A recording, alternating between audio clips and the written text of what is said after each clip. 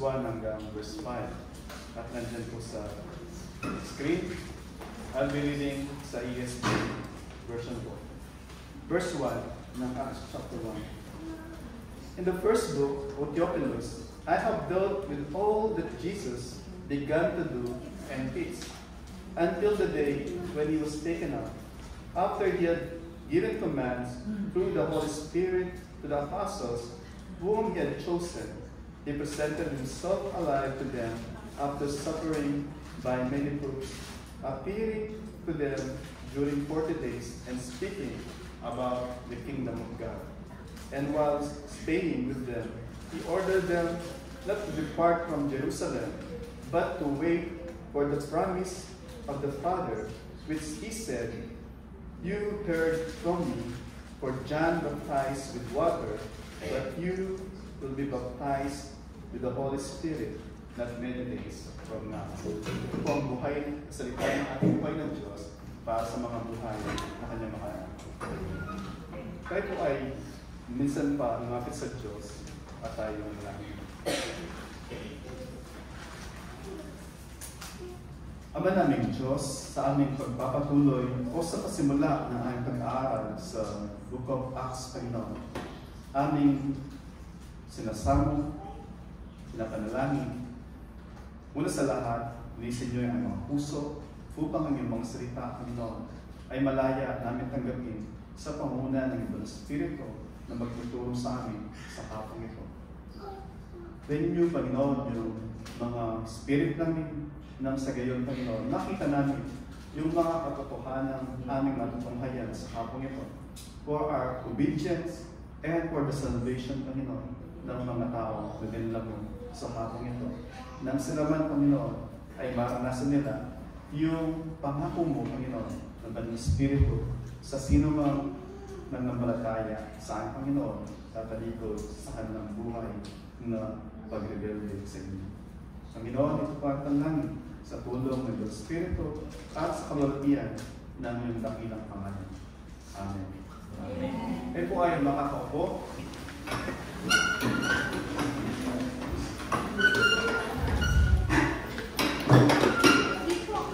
So ito po yung mensahe natin sa Book of Acts, unang mensahe natin sa ating pag-aaral sa Book of Acts.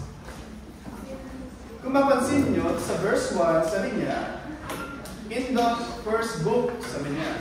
So, ibig sabihin, yung first book na yon, ito yung volume 2, doon sa kanyang 2-part volume na books. At yung unang book na sasabi doon, in the first book, is referring doon sa Luke. Kasi yung Luke Acts ay sinulat ni Luke na companion ni Apostle Paul doon sa kanyang missionary work. So, yung volume 1, ito yung Luke na by God's grace, natapos natin last Sunday. Natapos natin yung pag-aaral, pero yung application niya ay magpapatuloy sa ating mga buhay bilang mga mananampalataya, bilang isang iglesia, at buhay bilang nais na sumunod sa nakasulat sa salita ng Panginoon. Sabi niya, O Theophilus, o una, in the first book, sabi niya, O Theophilus, I have dealt with all that Jesus began.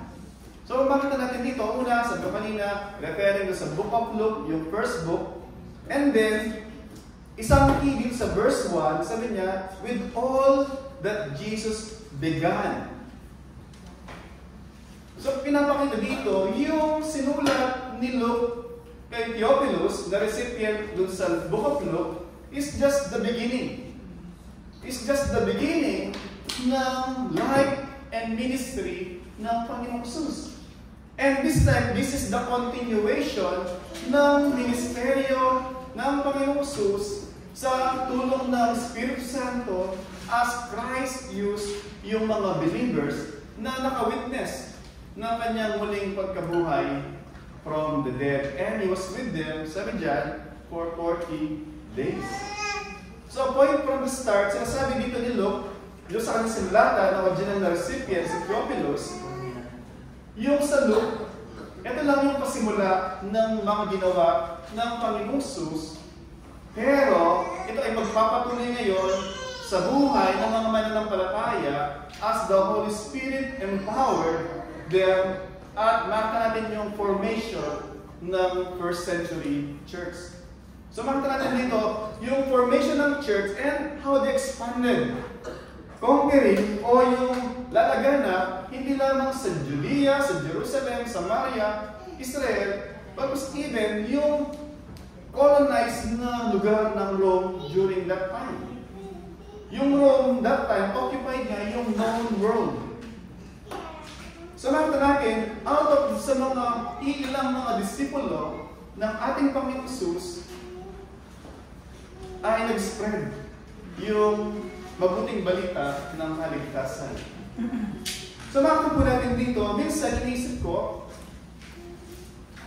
going back to sa Luke chapter 24, verse 44, sabi po sa Luke chapter 24, verse 44, then he said to them, yung mga nandun, nagpakita siya muli, di ba? He passed through the sa wall na nakasala yung pinto, and then nandun siya sa harapan nila, and then sabi niya, sa verse 44, these are my words that I spoke to you while I was still with you, that everything written about me in the law of Moses and the prophets and the Psalms talk about the Old Testament. Kasi that time, wala pang New Testament. It is still being written in the... It's not being written sa mind ng Diyos, is complete, but yet to be written by the pen ni Matthew, ni Mark, ni Luke, ni John, at even yung mga liham ni Apostol Pablo, ni Pedro, at ng mga iba pa para sa instruction ng church. Kasi the church will be born.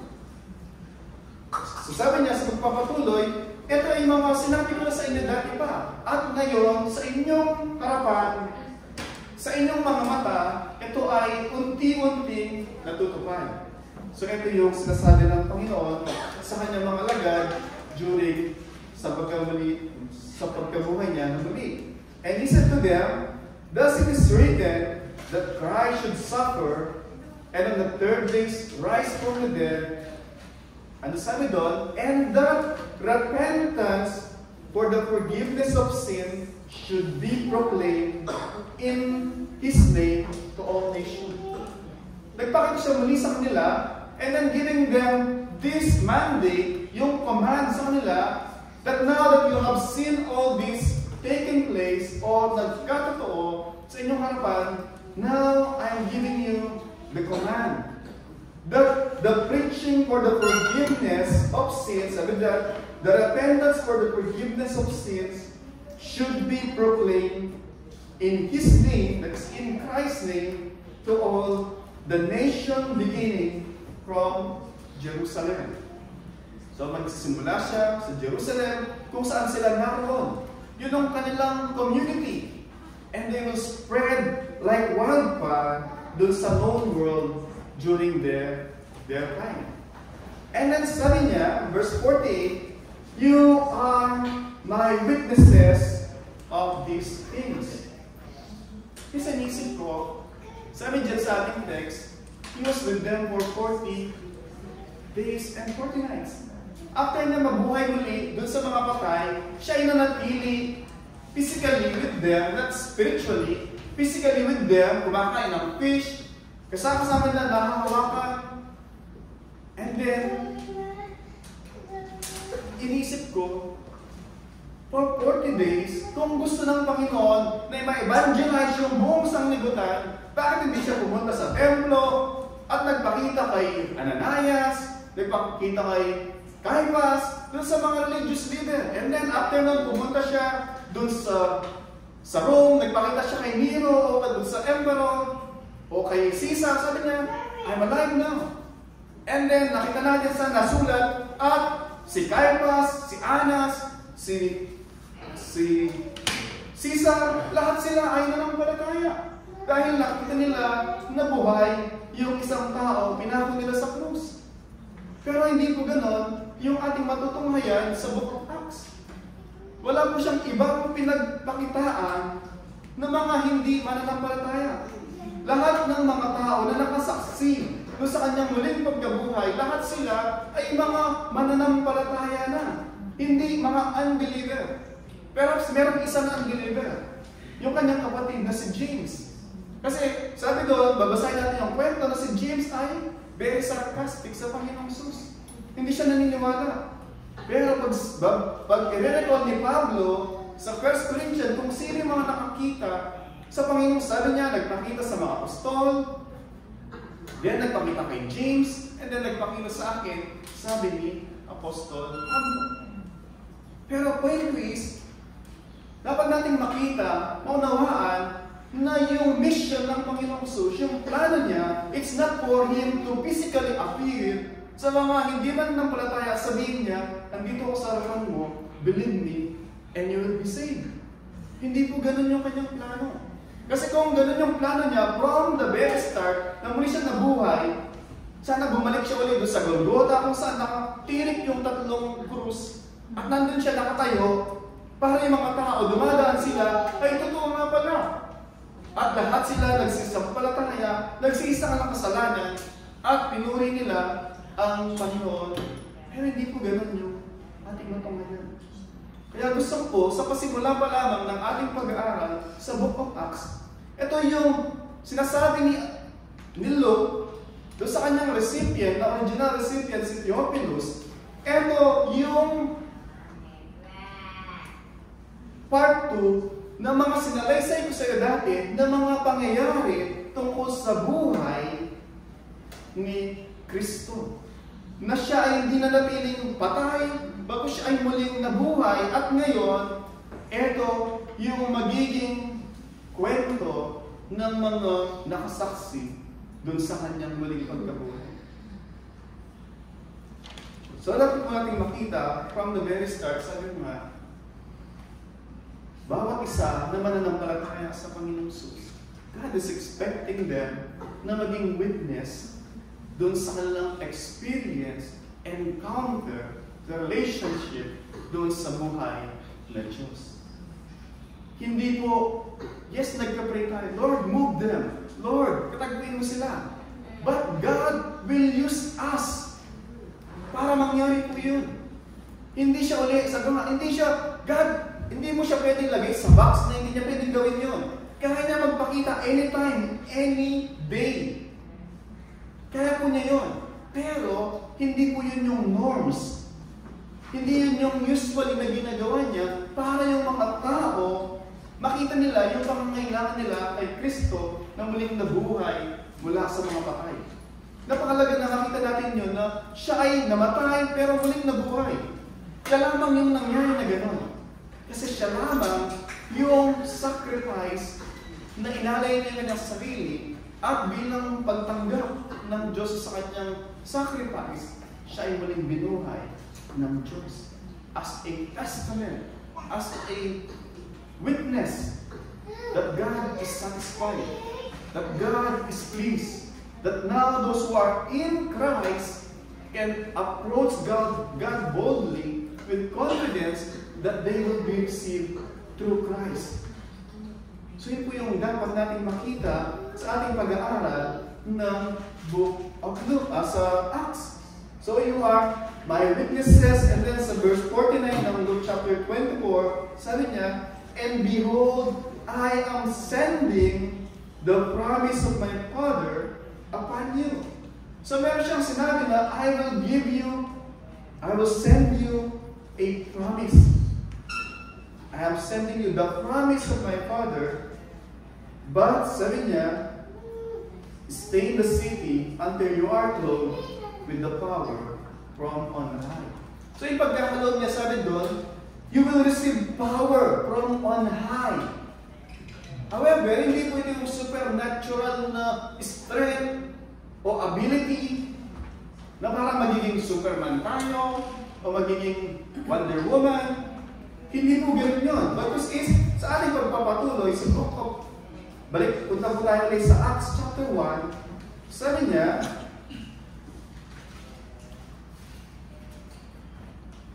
so, in the first book of Theophilus, I have dealt with all that Jesus began to teach until the day He was taken up after He had given commands through His Holy Spirit to the apostle whom He had chosen.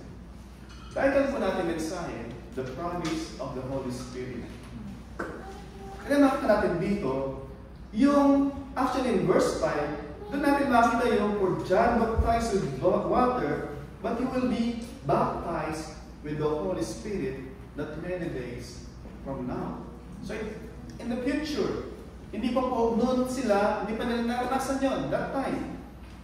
But then dito natin po, una, babalikan natin yung verse 1, sabi kanina, yung original recipient niya, si Theophilus.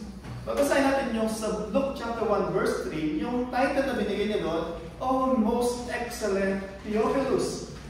Yung title na Most Excellent, usually ginagamit doon sa mga high-ranking Roman official. Gaya ni Festus, gaya ni Agrippa. Babasahin natin later on sa Acts chapter 23, 24, 27, sinasabi doon, yung title na binibigay doon sa mga Roman official na yun. However, makita natin dito, sa Acts, wala na yung word na Most Excellent Theophilus.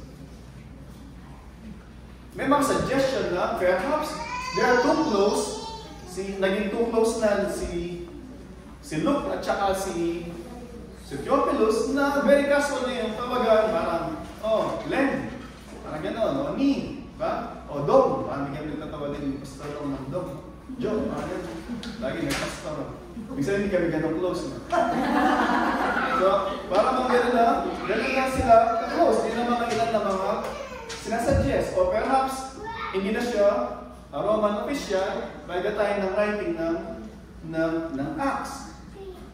Whatever yung case, yung point natin dito is, una sinulatan ni Lucas, si Theophilus, na nung sinulatan sa Luke, ay considered siya na isang prominente na figure during that time. And yet, nakita natin, yung sinulat niya, kung saan pinapaalalahanan siya ni Lucas doon sa mga doon sa buhay, sa Luke. Ito yung buhay ministeryo ng Panginoon Jesus. Ito yung gospel. Na kung saan sinasabi, pinapaalalahanan niya yung gospel sa buhay ng isang gusto na mag-mature bilang isang Kristiyano. Yung pong gospel ay hindi lamang siya para sa unbeliever na kailangan marinig yung gospel para ma-save. Though that is true, kailangan yung gospel ng mga unbeliever para sila ma-instruct doon sa way of the Lord. However, yung gospel, ito po yung kailangan natin. Kristiyano ka, hindi ka Kristiyano, kailangan po natin ito. Ito dapat pinipres natin sa ating sarili, yung buhay, kamatayan, at muling pagkabuhay ng ating Panginoon Jesus. Yun po yung mag-fuel sa atin para gawin natin yung task na binigay niya. Otherwise, kung lang inisip lang natin, nasave na ako, yung sinave ako ng Diyos sa miserableng buhay, kung yun lang po yung isip natin, it will not sustain us. Yung mga lagad, titingnan natin sa ating pagpapatuloy sa Acts, later on, mostly sa kanila ay mga mamamatay sila. Liban lang kay John the Beloved, na mamamatay siya naturally sa kanyang katandaan. But many of them, sila ay mamamartir. May pupugutan ng ulo, may ipapako ng upside down, meron papakain sa mga leyon, meron mga mahatak siya ng mga 4 na horse, may 2 horse dyan, nakatali sa kamay, nakatali sa 2 paa, is to show sa mga Christian na pagka nanatili kay Christian na loyal kay Kristo, na sinasabi niyang siya ay hari, then ito yung nangyari sa inyo. But deny Him, no association with Him, then you will live as if wala lang. Yun yung challenge dati. Pero lahat sila ay binigay nila ng mga buhay for the cause of Christ. Paano nangyari yun? Na sila ay after ng crucifixion o after na mahuli ang Panginoong Jesus, doon sa Gethsemane, lahat sila, they fled away. Takot na takot sila, di ba? Kaya nga nakalock yung upper room kasi takot sila na baka hulihin sila. How come na coward na mga believer ay pagdating sa Acts chapter 2, nandun sila sa templo, Sa templo sila nandun yung mga religious leader, nangangaral sila, "Oh, men of Israel." Sabi nila, etong si Kristo na pinapangako nyo, the godless man, God has raised him from the dead. Yun yung preaching ni Pedro. How come? Ano po nangyari? Because, sabi doon, they were filled by the Holy Spirit. Pagbabasahin natin sa ating pagpapatuloy next time, sa Pastor Dong, Acts 1:8, sasabihin na they will receive power when the Holy Spirit has come upon them. Ibig sabihin, yung power, ito yung knowing na ano man mangyari sa kanila, they are secured dun sa kamay ng Diyos. And so they will preach boldly, they will live yung buhay nila, hindi nagtatago bilang mga Kristyano, boldly na nabubuhay bilang mga Kristyano ng kanilang patotoo, because alam nila na yung kanilang sinasamba ay namatay, pero muling nabuhay. At ganoon din yung mangyayari sa kanila. Papapagutan sila ng ulo, and yet, muli silang mabubuhay, pumunta sa presensya ng kanilang Panginoon at ng kanilang tagapagligtas. Pagka ganun yung konsepto mo ng buhay, hindi ka matatakot mag-preach about Christ. Hindi ko sinasabi na pupunta ka sa mosque, and then, sabi mo sa kanila lahat na mapaniwala niyo mali, at manampalataya kayo, kay Kristo. There is a proper way in accomplishing yung mandato ng Panginoong Jesus sa atin. However, point po natin dito is, kailangan natin yung Banal Espiritu, kailangan natin yung gospel para magawa natin yung pinapagawa sa atin ng Diyos. So sabi doon, Theophilus, yung word na Theophilus, sabi ko kanina, siya ay high-ranking officer, pero actually yung pangalan niya ay combination siya ng dalawang salita na Greek. Theo means God, yung Philo means lover o love. Pag sinabi mo na Theophilus, lover of God, o beloved by God, o friend of God. So it's same na kung tayo ay mahal natin ng Diyos, for sure, mahal tayo ng Diyos, that's not a question. Kaya nga, Kristyano ka man, hindi ka Kristyano, God is calling us to be in fellowship with Him, that is love. And loving kindness, sabi kanina, di ba? So no, niya tayo tinatawagan sa pamagitan ng preaching ng salita ng Panginoon. Nagpapadala siya ng mga tao, nagpapadala siya ng mga mensahero, after niyang padala niya kanyang anak, para marinig natin, ma-remind tayo doon sa nais ng Panginoon para sa ating mga buhay. And then sabi niya, sabi ko kanina, na kung saan yung sulat niya sa Luke were just the beginning. Actually, yung magpapatuloy po ng plan of redemption ng Panginoon. Of course, it's God Himself pa rin. However, this time, instead of sending them 2 by 2, now He's sending the whole church, not just the buhay, bilang nagliliwanag doon sa na napakadilim na mundo, parang ganito. Imagine niyo yung bumili kayo ng isda. Diba? Bumili kayo ng isda. O yung mga nagtitinda ng isda sa palengke. Ano usually makikita nyo sa mga nagtitinda ng isda? May isda nila na nakalagay. Yellow. Yellow. Diba? Bakit may yellow? Preserve. Ngayon, blocking yellow na yung kinaka. Pero nung panahon na wala pang mga freezer, ano yung natin may ginagawa nila? Asin. Diba? Ginalagay ng asin para ma-preserve. Right? Alam po natin, yung mundo is full of sin. Kasi puno-puno siya ng mga magsalanan ng mga tao na kagaya natin. And hindi pa siya ginugunaw ng Diyos, deserve ng mundo, nagunamin na ng Diyos, and yet, hindi pa ginugunaw ng Diyos. At pinipreserve ng Diyos, paano pinipreserve ng Diyos? Nandun yung mga mananampalataya na filled ng Holy Spirit, Holy Spirit nandun sa mga puso ng mga tao to preserve somehow yung mundo until the fullness of time, until yung mga tinawag ng Diyos ay sinaman manampalataya, makumpleto yung mga bilang, and then the end will come. Point natin is, the reason na iniwan tayo ng Diyos dito, kasama yung sanglibutan, unbelievers and believers magkasama sa mundo, because there's a purpose. There's a purpose na iniwan niya tayo dito, magsilbing preservative, at the same time, magsilbing ilaw. Yung preservative, nandun siya nakahalo. Yung ilaw, nandun siya, dun sa nakikita ng lahat, nagbibigay ng liwanag para yung mga tao makita nila yung kanilang tamang daraanan. Yun po yung sabi ng Panginoon sa atin. I am the light of the world. Sabi niya, He walks with me, will not walk in darkness, but He will have the light of life. And sabi niya din naman sa mga alagad niya, you are the light of the world. You are the salt of the earth.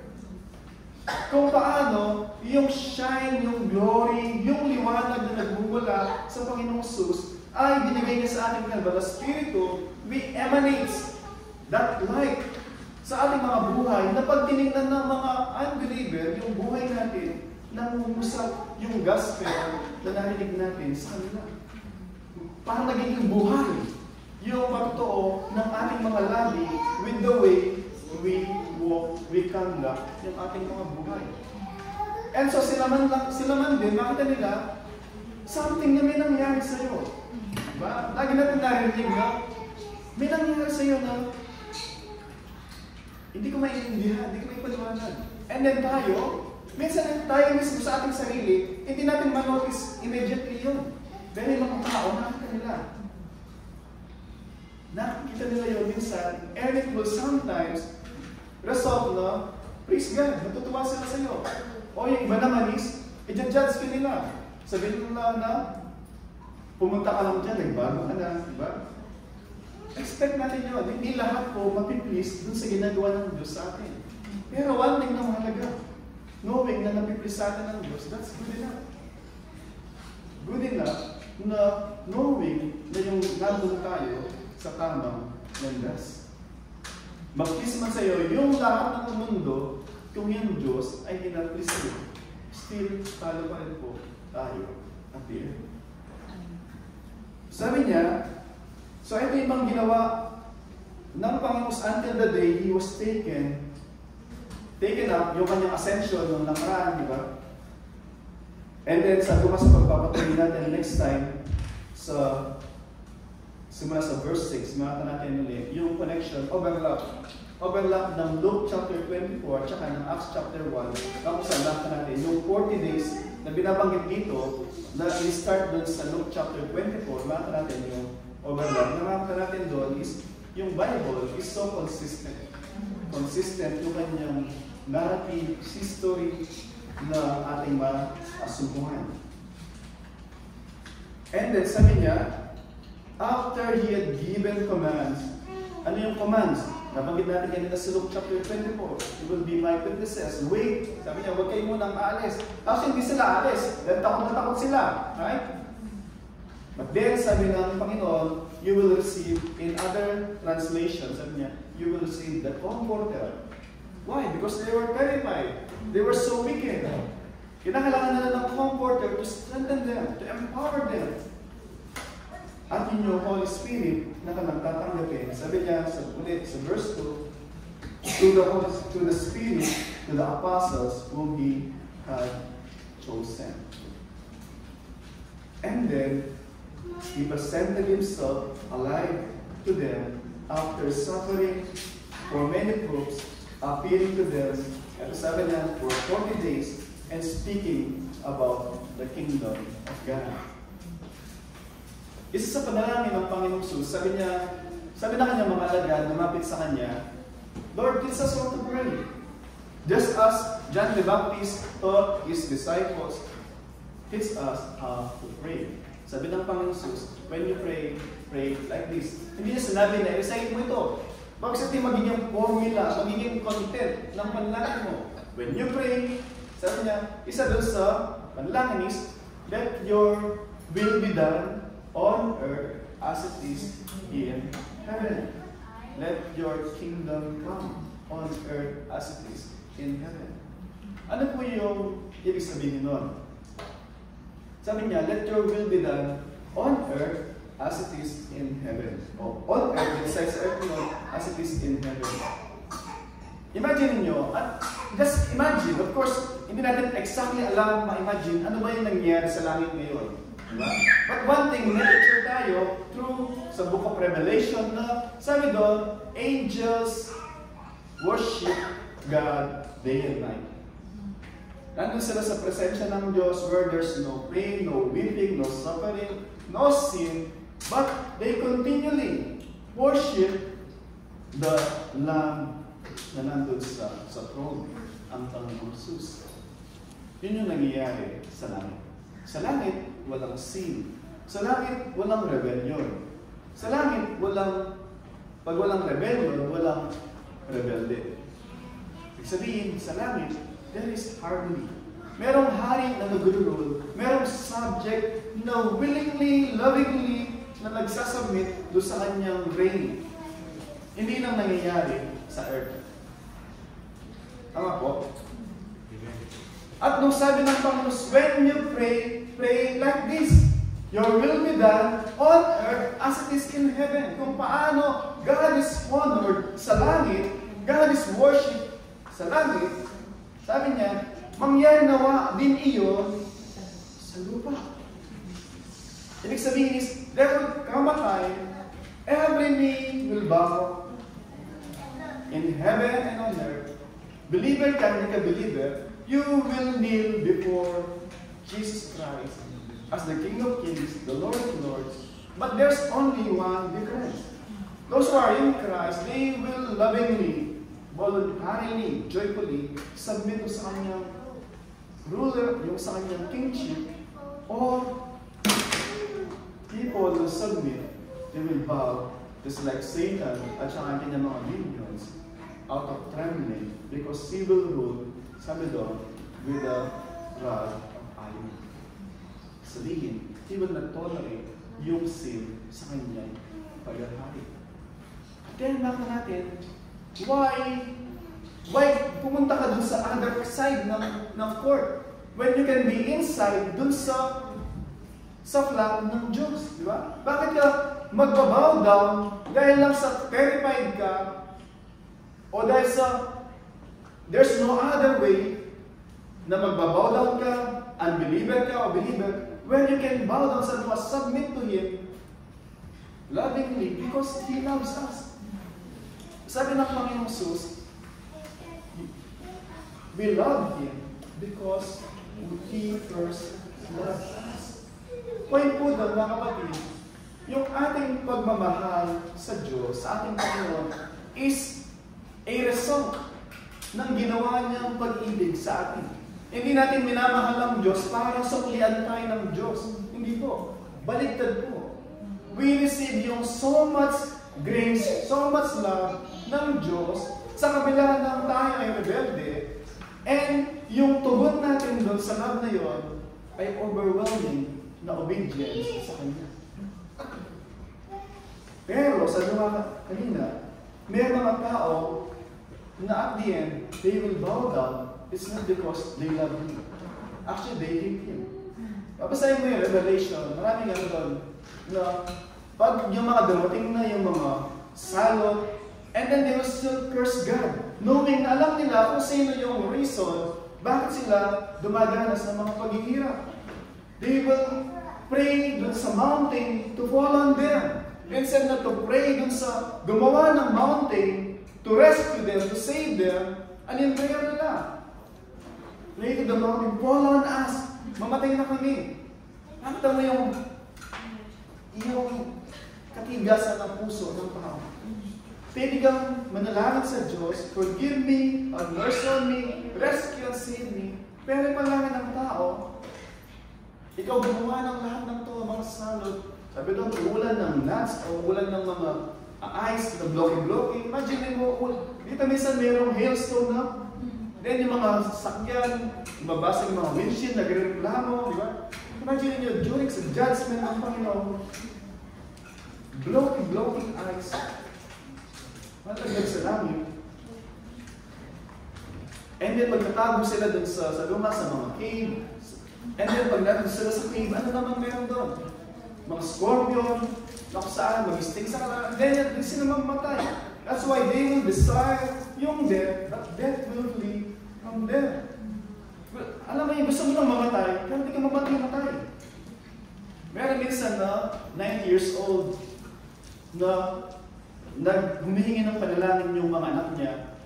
Yung kanilang tatay na nasa ospital, at panalangin nila, Pastor, pag-pray po yung tatay ko na maging successful yung liver transplant. Sabi ko, ilang taon na po? 93 years old. Kapatid, hindi na liver transplant yung kailangan ng tatay mo. Rest yung kailangan na. Diba? Para bang lalagyan mo ng bagong liver, yung luma na lalagyan, it will not match. Diba? At perhaps yung katawan ng tatay mo, sumisigaw na siya, ayaw na magpahinga. Point mo natin mga kapatid, time will come na kung saan, kagaya ng mga sasabi nila dito, yung mga lagay ng Panginoon Jesus, they will come up, nung dumating yung time na kung saan, they were strengthened by the power of the Holy Spirit. Kung saan, hindi na sila kagaya ng dati na mga nagtatago. Bakit? Para sa kanila, yung buhay is not just here and now. Mayroong buhay after dito. At mahalaga, saan tayong pintuan after ng buhay natin sa mundong ito? Kung yung buhay, sabi ni Apostol Pablo, kung yung buhay ay ito lang, at wala nang buhay after ito, then just eat, drink, be merry, for tomorrow, we will die. Sabi niya. Pero, katotohanan ay faithful ang Diyos kasi sinasabi niya tayo na ang buhay ay hindi nagtatapos dito sa mundong ibabaw. It's just, parang lamang po tayo mga transient. Ano yung transient pagka meron tayong connecting flight? Diba? Parang natin po na, sabi ni Job, hindi si Job, sa Book of Job, yung tao, lumabas siya sa mundo na naked. Wala siyang dala-dala. At paglinisan siya sa mundo, wala rin siyang dala-dala. Amen. Kaya nga, sabi ni Solomon, na nabuhay na wise among wise, kanina yung mapupunta lahat ng ito. Lahat ng pinaghirapan ko, lahat ng nagtindar ko, kanina ko iiwan. Lahat ng ito. Wala siyang madadala. Diba? And praise God tayo, nagtatrabaho tayo para pag nawala tayo, hindi puro utang yung iwan natin sa mga anak natin.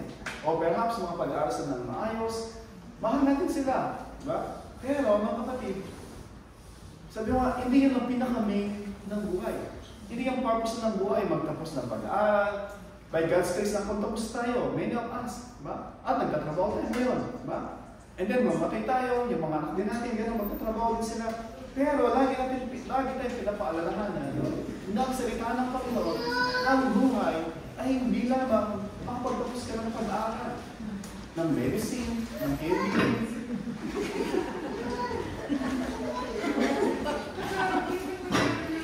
Ang buhay, sabi nga natin, there is life. May tanong nung nagtitin kami unang meeting natin dun sa Bible study sa Tuesday kila Brother Dick.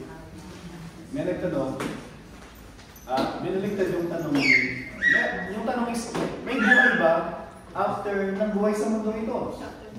Diba? At sabi ni Brother Marlon, actually, ito po magandang tanong eh. Is there a life after birth? Kasi tanong usually is there a life after death? Right? At yung Bible, maliwanag na sinasabi, yes, there is life after death. Either eternal life is the presence ng Diyos, versus there's no pain, no suffering. There's eternal joy in the presence of God forevermore. Or away from the love, mercy of God, but you will experience yung eternal punishment away dun sa grace and mercy ng Diyos. However, yung magandang tanong is, because sabi nga, pinag-usapan nga namin is, the question is there life after birth?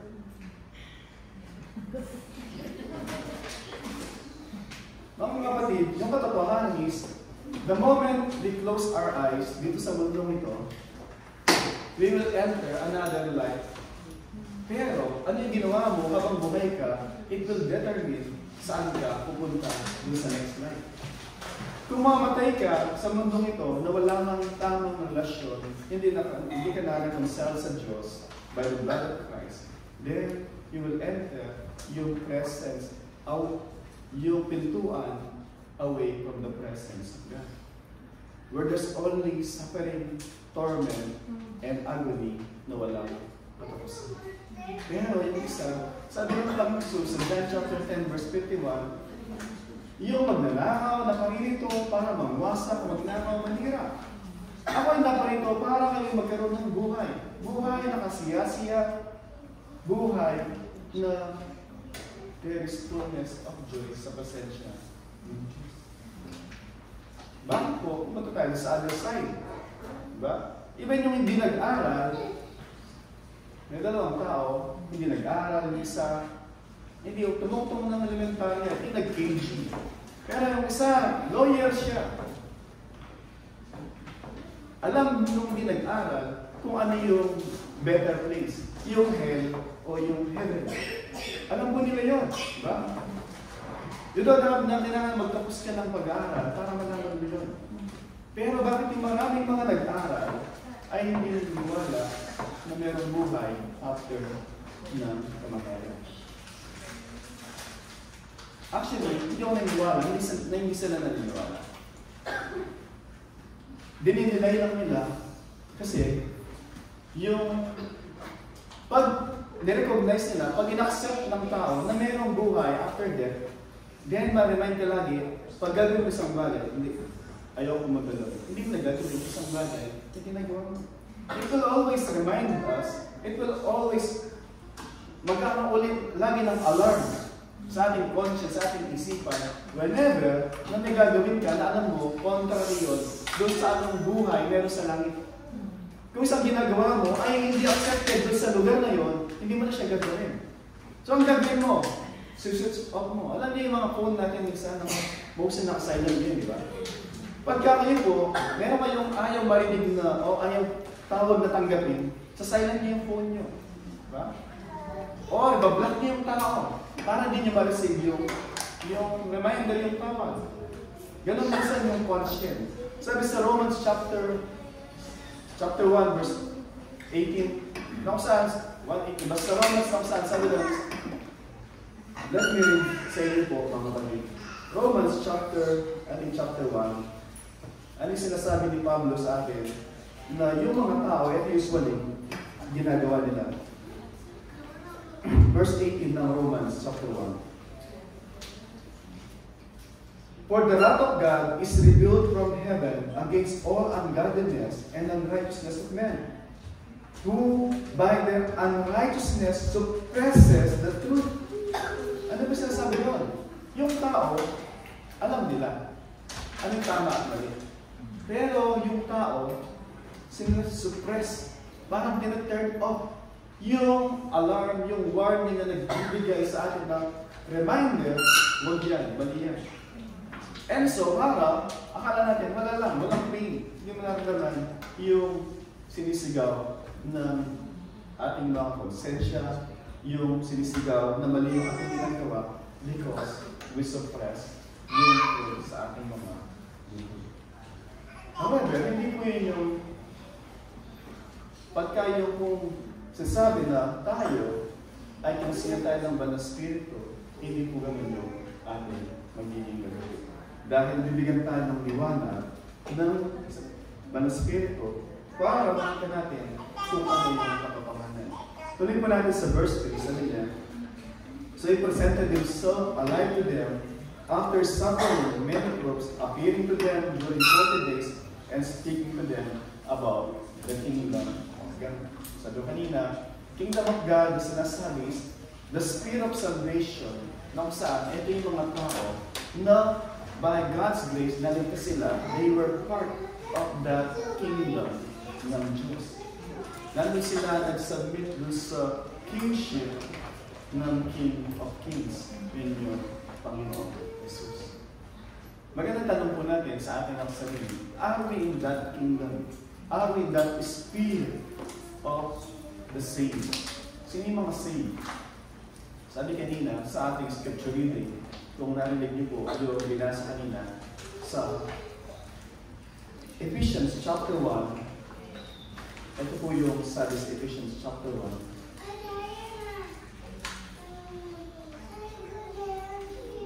Mag-jump po agad dun sa, simulan ko sa verse 11. Sabi sa verse 11 ng Ephesians chapter 1, in Him, yung Him doon, Christ. In Christ we have obtained an inheritance, having been predestined according to the purpose of Him who works all things according to the counsel of His will. Verse 12, so that we who are first to hope in Christ might be to the praise of His glory. And then sabi niya, verse 13, in Him, ulit Christ, you also. Ibig sabihin yung pag may also, may mga nauna na. Diba? In Him, you also. Sabi doon, when you heard the word of truth, not the lies, but the word of truth, the gospel of your salvation. Salvation means kaligtasan. You heard the truth, the gospel of your salvation, and sabi doon, merong respond dun sa narinig mo. It's not enough na narinig mo, lumabas po dito. Sabi niya, you heard the gospel of truth, or the truth, the gospel of your salvation, and believe. Believe. Trust Him. You put your life dun sa Kanya. Believe in Him, sabi doon, we're sealed with the promise of the Holy Spirit, who is the guarantee of our inheritance until we acquire possession of it to the praise of His glory. Yung pong guarantee, parang ganito, pare, yung nag-usap tayo na bibilin ko yung lupa mo, o ito yung down payment. At pagkukunin ko na yung property, bibigay ko yung buong kabayaran. Diba? So, yung banal spirito daw, ay down payment siya ng trabaho ng Diyos sa ating mga buhay. Pag kinulus ka ng Diyos, as a sign na pag-ari ka niya, dito po mostly, pag may mga drawings sa construction, may mga blueprint, meron silang stamp. Ibig sabihin, yung kung sino naka-stamp doon, pag-ari niya, yung drawing na yun. So tayo daw po, bilang mga Kristyano ng palataya, narinig natin yung katotohanan, yung gospel na mabuting ng kaligtasan. At tayo ng palataya, pinagkaloob sa atin yung banal na spirito na bilang guarantee ng trabaho ng Diyos na kanyang kukumpletuhin pagdating natin sa langit. Sabihin, pag Kristyano ka, you have the Holy Spirit. Amen. Imagine nyo yung ocean. Mag-imagine kayo ng ocean. Gano'n kalaki yung ocean? Minsan may mga nagkukwento na mga seaman o seawoman, pag nasa laut daw sila, never nilang matanaw yung lupa. Sa tubig lang sila, kung isang buwan, nandun sila sa karagatan, hindi nila makita yung lupa. Imagine, kung yung makita yung lupa, gano'n malaki yung ocean. Right? Isang bata, kasama niya man yung tatay, nandun sila sa ocean. At habang naglalaro sila, sabi ng tatay niya, na napakalaki ng ocean. And then sabi lang ng bata, no, it's so small. Sabi ng bata, what? Yeah, it's so small. Imagine, nakita mo yung ocean, sabi niya, for you so big, but for me it's so small, sabi niya. And then, so yung tatay, ano na nangyari sa anak ko, sabi niya. And then, imagine the God that is with me. He's so big, and yet He's so small. Ang lalim ng kwento. Sabi ng bata sa kanyang tatay, yung tatay, very amazed, overwhelmed. Yung ocean ay napakalaki. Pero sabi ng bata, Yung ocean na yan, ginawa nung nandito sa puso ko. At alam mo kung sila sa puso ko? Yung creator ng ocean na yan. He's so big. Kasi siya gumawa ng ocean. The ocean is so big, but the creator of the ocean is so big and yet so small, nandito siya sa puso ko. Gano'ng malaki ang ocean? Malaki, di ba? Gano'ng malaki nandito sa puso ko kung siya gumawa ng ocean. So big and yet so small na kahit gaano tayo, it seems insignificant, nandun siya sa puso natin. Pag tayo ay nanampalataya kay Kristo. At yun po, yung pinangako ng Diyos sa kanyang mga alagad. Na magiging comforter nila doon sa kanilang magiging mission as they fulfill yung command ng Panginoon na maging witness po sila. Kasi hindi po nila kakayanin sa sarili nila. Yung mundo po, sabi ni Pablo din, the natural man cannot accept the things of God for their foolishness within him. Yung daw mga bagay na makalangit ay parang kahamalan sa natural, sa carnal na tao. Hindi niya kayang i-discern. Kailangan yung spiritual assessment. Ibig sabihin, kailangan yung balang spirito na magpaunawa sa tao. Kaya nga po, pag tayo ay naglangin, pag tayo nag-preach, we do not plead dun sa tao lang. We plead dun sa Holy Spirit na kalusin yung tao. Naihanda yung tao para pag narinig yung mensahe, nandun na yung pagkilos ng Espiritu, tatanggap yung tao. Kasi kahit anumang entertaining na mga mensahe, motivating na mensahe, parang kikilitin lang po yung tenga, kikilitin yung puso. Pero without the work of the Holy Spirit, wala pong mangyayari.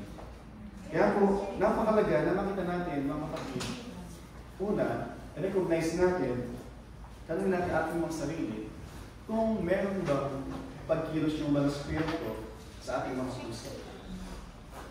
Kung wala po, then we can cry sa Diyos, Lord, I need you. Tanggal ko po yung puso na ito na hindi nakakaramdam sa iyo. And God will replace yung heart of stone ng heart of flesh para marinig mo na. And then, kung tayo naman po ay yes, Christian. Praise God, makita natin dito, si Theophilus, makita natin, what an amazing na ginawa ng Luke, na isang tao, recipient ng 2 volume na sulat ni Luke. Yung Luke napakakapal na book, yung Acts halos 30% ng New Testament, recipient si Theophilus ng 2 book na ito. Para sa tingis, makita natin yung kahalagahan ng role ng Luke, ng Book of Acts, doon sa buhay ng isang mananampalataya, to remind us na yung ating mga buhay dapat grounded lagi ng katotohanan ng mabuting balita. Whenever tayo po ay mga nanghihina, na wala ka ng trabaho, iniwanan ka ng asawa mo, anong ginawa ng isa paman ng sa mga buhay natin? Always be reminded na yung Diyos na sa atin, He's so big. Alam niya na wala tayong trabaho. Alam niya na niloko tayo ng simula. Alam niya lahat. And yet, kung ina-allow niya, for sure, meron siyang purpose sa lahat niya. At sa tingin ko, hindi niya hayaan na umabot tayo sa sakdulan na hindi natin kakayanin.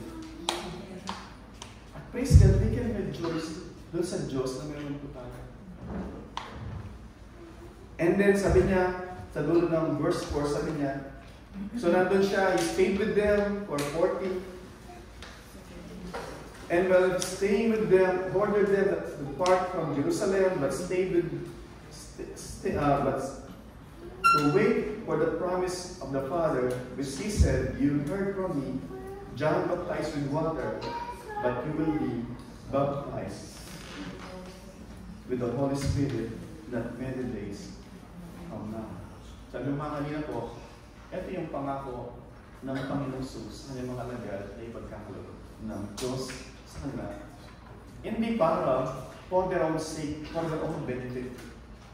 May purpose po yung mga yun. Sabi mo kanina, lagi na nakakonekta yun doon sa grand plan ng Diyos in bringing the good tidings o the glad tidings o yung gospel doon sa mga lost world, sa mga lost na mga tao. Para sila man, yung na-witness nila, mawi-witness ng iba, at yung naka-witness na yun, magiging witness na sa iba, and so, yung pong domino effect, domino effect, will continue, mabilis, as God, ginagamit po niya tayo para sa kanyang purpose, para sa ating mga buhay. Kanina, meron ako discussion kanina sa ating Bible study, diba? We can only find yung purpose sa ating buhay dun sa ating Maker. Diba? At sino yung Maker natin? Yung gumawa ng ocean, diba? Na nasa puso natin kung tayo ay is so big and He loves so much. And lagi na, instead na manaman tayo sa ating sariling mga ingenuity, sa ating mga sariling katalinuhan, kakayahan, sa isip ko, kahit gaano magdamag isang linggo kang mag-aral na ipipreach mo, kahit na umiyak ka na ng dugo sa pulpito, unless na yung pangungusap mo ay i-accompany ng Holy Spirit to bring it to the heart ng mga nakikinig. Unless nagawin mo yun ng Holy Spirit, you work in vain. Hindi ko ibig sabihin na winis mo yung kakain mo na mag-aaral. Hindi. By all means, we have to be faithful sa ating pag-aaral. But never rely dun sa sarili mong katalinuhan. Kaya mga tao, magaling sila magsalita. They can make you cry. Pero, paiyakin mo lang tao, hindi po yung purpose natin. Hindi po yung agenda natin.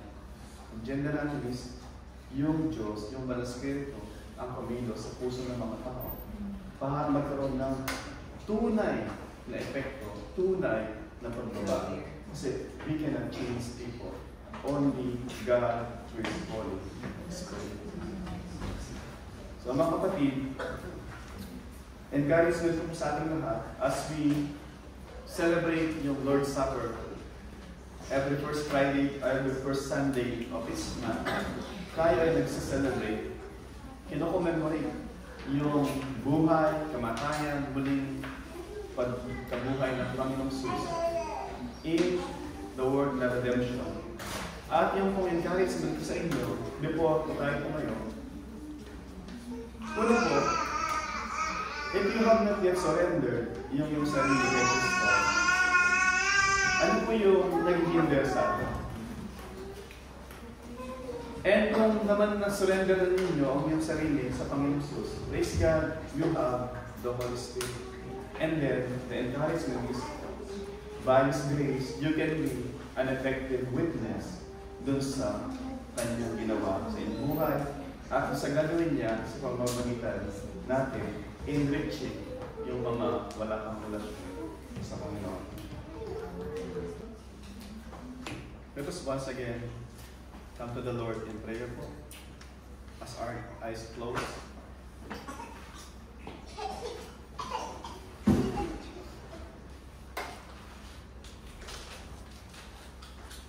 Lord, muli maraming salamat, Panginoon. Hindi niyo lamang binigay ang inyong buhay para sa amin. Ibinigay niyo pa po ang iyong Banal Espiritu upang samahan kami sa aming mga panghilaan, upang kami maging malakas, Panginoon. Hindi kinakailangan mabuhay na nandun yung takot from anything, Panginoon.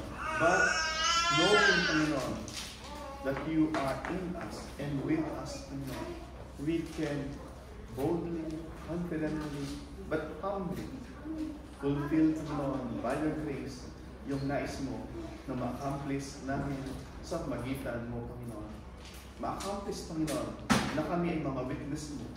Witness mo, una, Panginoon, sa aming pamilya, sa aming Jerusalem, sa aming Judea, sa aming mga relatives, sa aming mga neighbor, and even, Panginoon, to the remotest part.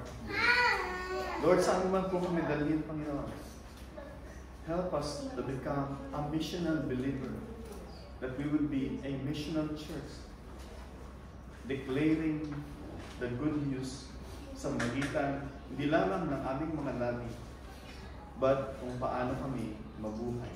Mabuhay bilang mga Kristyano na taglay yung banal na spirito, banal na nabubuhay sa amin, so that we may live na may kabanalan, Panginoon. Lord, maraming salamat po. Aming panalangin ng lahat ng ito, Panginoon, na kayo ay mapapurihan sa mga buhay na inyong pinagkakaloob sa amin. And now to Him who is able to do far more abundantly than all that we ask or think, according to the power at work within us. To Him be glory in the church and in Christ Jesus throughout all generations, forever and ever. Amen.